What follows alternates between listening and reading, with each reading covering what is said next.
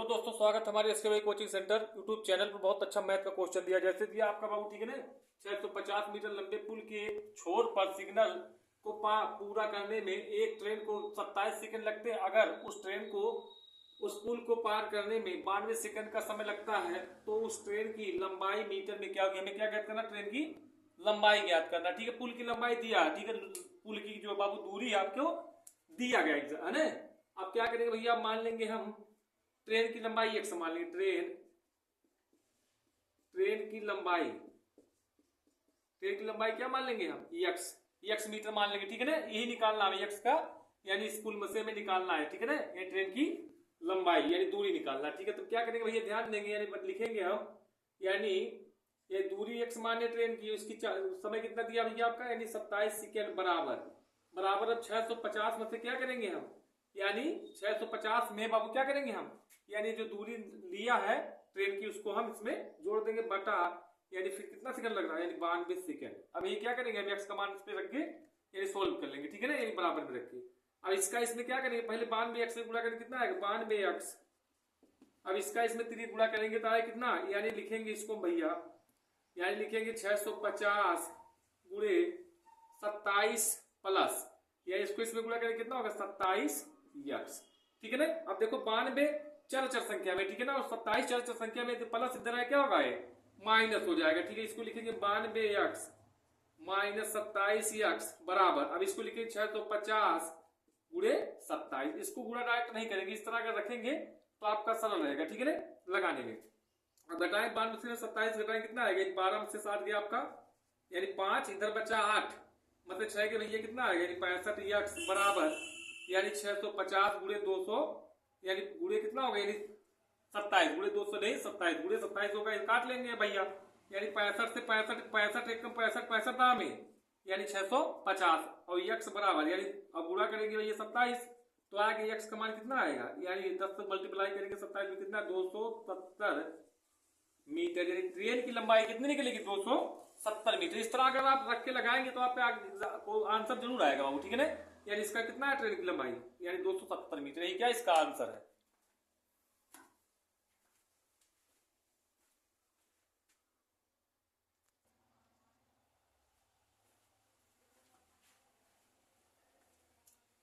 देखो ध्यान दे, बहुत अच्छा मैथ दिया। जैसे दिया आपका एक चतुर्भुज की भुजाएं 2:3:4:5 अनुपात में है और परिधि 112 सेंटीमीटर, सबसे छोटा पक्ष ज्ञात कीजिए सेंटीमीटर में, यानी सबसे छोटी भुजा ज्ञात करना है। सबसे छोटा क्या ज्ञात करना है, भुजा ज्ञात करना है। कैसे इसको सोल्व करें बाबू, ध्यान देंगे। और कहा इसका परिधि दिया है, यानी चतुर्भुज जो बाबू क्या है, यानी चतुर्भुज क्या है, यानी क्या बन गया भैया आपका, यानी चतुर्भुज। ठीक है ना, चतुर्भुज बन गया, मतलब परिधि, यानी परिधि मतलब इसका परिमाप, यानी परिमाप दिया इसका, चारों भुजाओं का परिमाप दिया। ठीक है ना, प्रत्येक में 90 डिग्री कोण बनता है समचतुर्भुज। ठीक है ना, यानी इसको जोड़ लेंगे, परिमाप दिया, इसको क्या करेंगे हम जोड़ लेंगे बाबू। ठीक है ना, और उसके बाद इसको भाग देंगे, उसके बाद छोटा भुजा जो है 2 है, इसमें क्या कर लेंगे मल्टीप्लाई कर लेंगे, यानी जोड़ लो। या जैसे दिया 2x मान लेंगे अनुपाते 3x अनुपाते 4x अनुपाते 5x बराबर कितना दिया आपका है, परिधि मत दिया, परिधि दिया परिमाप के बाबू। ठीक, परिधि दिया परिमाप मतलब क्या होता है, यानी सभी भुजाओं का योग, यानी सभी भुजाओं क्या कर लेंगे हम जोड़ लेंगे, 4 2 3 5 4 9 9 5, यानी 14, यानी 14x बराबर 112। ठीक है, कितनी बार कटेगा ये 14 काट लो, 2 7 14, 2 25 तो 2 6 12, यानी काटेंगे 7 1 7 7 8 56, यानी x का मान कितना आया 8, या 14 8 भी कर सकते हैं 112, ये छोट से छोट काट दिए। ठीक है, 100 मान कितना है 8।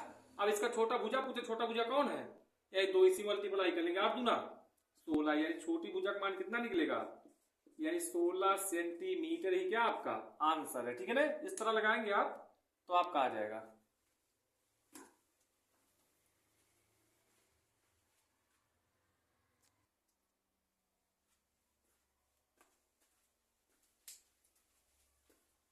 देखो ध्यान दे, मैथ का बहुत अच्छा प्रश्न दिया है। ठीक है, जैसे दिया आपका, एक दुकानदार ने 80 रुपए में एक आइटम खरीदा और उसे 100 रुपए में बेच दिया। लाभ का प्रतिशत ज्ञात कीजिए। क्या करना, हमें ज्ञात करना, लाभ ज्ञात करना, लाभ का प्रतिशत ज्ञात करना। बाबू ध्यान दे, कोई वस्तु अगर कम में खरीद के अधिक में बेचेंगे तभी उसका क्या होता है, लाभ होता है। ठीक है, सीपी कितना मार दिया है, यानी सीपी यानी कॉस्ट प्राइस आपका दिया बाबू, यानी 80 रुपया, यानी कॉस्ट प्राइस दिया 80 रुपया। अब एसपी बेचा कितने में है, एसपी यानी सेलिंग प्राइस, सेलिंग प्राइस बेचा कितने 100 रुपए में, 100 रुपए भाव, ठीक है ना, यानी 80 खरीद के बेच कितने में रहा है 100 रुपए में, लाभ कितना निकला प्रॉफिट, यानी लाभ बराबर आपका होता है एसपी यानी सेलिंग विक्रय मूल्य माइनस सीपी यानी कॉस्ट प्राइस, है ना, यानी लाभ बराबर होता है विक्रय मूल्य माइनस क्रय मूल्य। तो निकालेंगे लाभ कितना निकलेगा आपका, लाभ यही 100 में से घटाएंगे आपको 80 कितना आएगा लाभ, यानी 20 रुपये, 20 रुपये क्या आ गया आपका लाभ। आपका लाभ प्रतिशत, तो लाभ प्रतिशत निकाल लेंगे, लाभ प्रतिशत बराबर आपका होता है लाभ गुणे 100 बटा नीचे क्या होगा आपका, यानी क्रय मूल्य या सीपी लिख दो, सीपी यानी कॉस्ट प्राइस क्रय मूल्य, ठीक है ना। ये लाभ कितना 20, हमें निकालना है क्या लाभ प्रतिशत, तो लाभ प्रतिशत बराबर 20 गुणे 100 बटा क्रय मूल्य कितना दिया आपका 80 रख लेंगे, नीचे काट लो, 20 एकम 20, 20 चौक का 100, 4 एकम 4, 4 25 100 आएगा, लाभ बाबू आपका आएगा लाभ बराबर 4, लाभ बराबर कितना, लाभ बराबर आपका आएगा 25%, क्या आपका करेक्ट आंसर। इस तरह रख के आप लगाएंगे समझ के तो आपका आ जाएगा आंसर।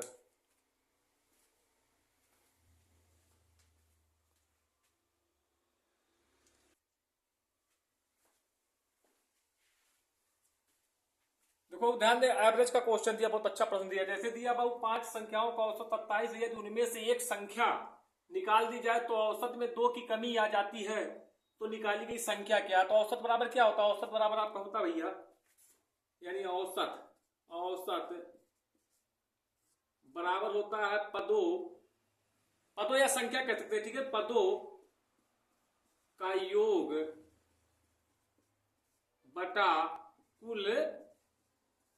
कुल संख्या बाबू, इस पे रख लेंगे तो आ जाएगा, ठीक है। जैसे आप निकालेंगे जब पदों का योग, इधर क्या करेंगे भैया, यानी ये अंश ये हर में, ठीक दिया जैसे एग्जाम्पल बता रहे हैं, और इसको भी मान लेंगे हर, इसका तिरिया गुणा करेंगे, इधर पदों का एक गुणा करेंगे पद इधर निकल आएगा, औसत और कुल संख्या क्या होगा मल्टीप्लाई कर लेंगे, गुणा कर लेंगे, ठीक है ना। तो पदों का योग इधर लाएंगे, पदों का योग, तो इससे औसत और कुल संख्या क्या हो जाएगा, गुणा हो जाएगा, ठीक, इस तरह समझेंगे, ठीक है ना। जैसे दिया 5 संख्याओं का औसत कितना दिया 27, यानी 5 संख्या गुणे 27, इसका मल्टीप्लाई करने 5 सत्ते 35 के 5 हाथ के 3 5 10 3 135 है। आप कह रहा है 5 संख्या, यदि उनमें से एक संख्या निकाल लिया जाए, संख्या 5 है, एक संख्या निकाल लेंगे, संख्या 4 बचेगी आपकी, और गुणे फिर कह रहा 2 औसत में जो औसत दिया 27 में क्या कह रहा भैया, ये 2 की कमी कर दी जाए, तो औसत में 2 घटाएंगे कितना आएगा आपका, यानी 25, यानी पूरा कर लेंगे 25 चौक का यानी 100। तो कह रहा भैया तो निकाली गई संख्या कौन है, तो निकाली गई संख्या कैसे निकालेंगे, इसमें घटाएंगे तभी निकलेगा, यानी घटा लो इसी में से 135 में 100 घटाएंगे कितना आएगा आपका 35, 35 से क्या आपका आंसर, इस तरह समझ के लगाएगा तो आपका आंसर आ जाएगा बाबू।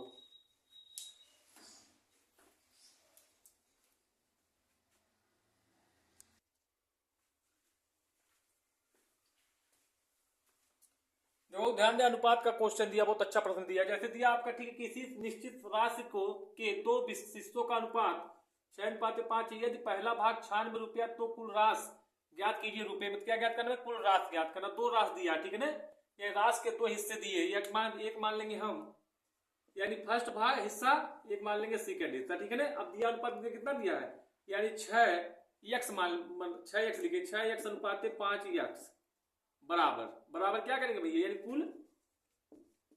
कुल राशि, यानी कुल राशि, ये जोड़ लेंगे 6 5 यानी 11x, कुल राशि कितना आ गया भैया आपका 11x, ठीक है ना। अब इसमें देखो कहा पहला राशि जो है, यदि पहला 96 रुपया दिया है, पहला जो है, यानी पहला दिया, यानी 6x बराबर, यानी 96 दिया तो x बराबर निकालेंगे, यानी 96 बटा 6 काटेंगे, 6 कम 6 6 16 96, यानी x का मान कितना है आपका, x का मान है बाबू आपका 16। आप कह रहा कुल राशि कितनी है, कुल राशि कितना निकला है, यानी 11x, अब x का मान 16, अब इसे गुणा कर लेंगे, 11 गुणे 16 करेंगे तो 11 छके 66 हाथ के 6 11 के 11 6 यानी 17, यानी कितना है कुल राशि 176 रुपया, ये क्या है इस क्वेश्चन का आंसर 176 रुपया।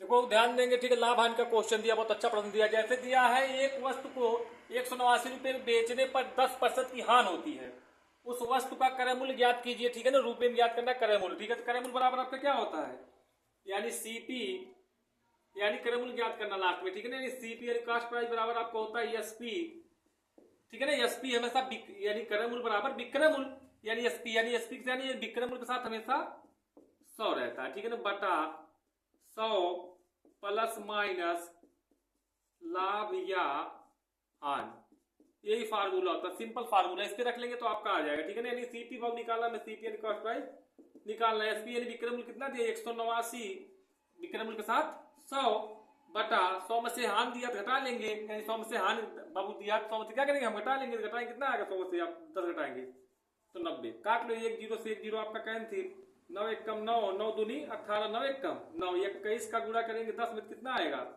210 रुपया, यानी सीपी कितना आया, यानी क्रय मूल्य आपका है 210 रुपये, यही क्या है इस क्वेश्चन का आंसर है, ठीक है ना। इस तरह आप लगाएंगे फार्मूले पे तो आपका आ जाएगा, ठीक है ना। नहीं अगर आता फार्मूले पे लगाने के तरीका का नहीं पता है तो इसको इस तरह भी लगाएंगे, भिन्न में भी लगाएंगे बदल के, जैसे आपका दिया 10% यानी 10% दिया और 10% नीचे हटाएंगे भैया क्या आएगा आपका 100, हमेशा नीचे वाला क्या है इसका, नीचे वाला इसको मानेंगे भैया क्रय मूल्य मानेंगे, ठीक है ना। 100 दिया क्रय मूल्य, 10 दिया आपके हानि, ठीक है ना।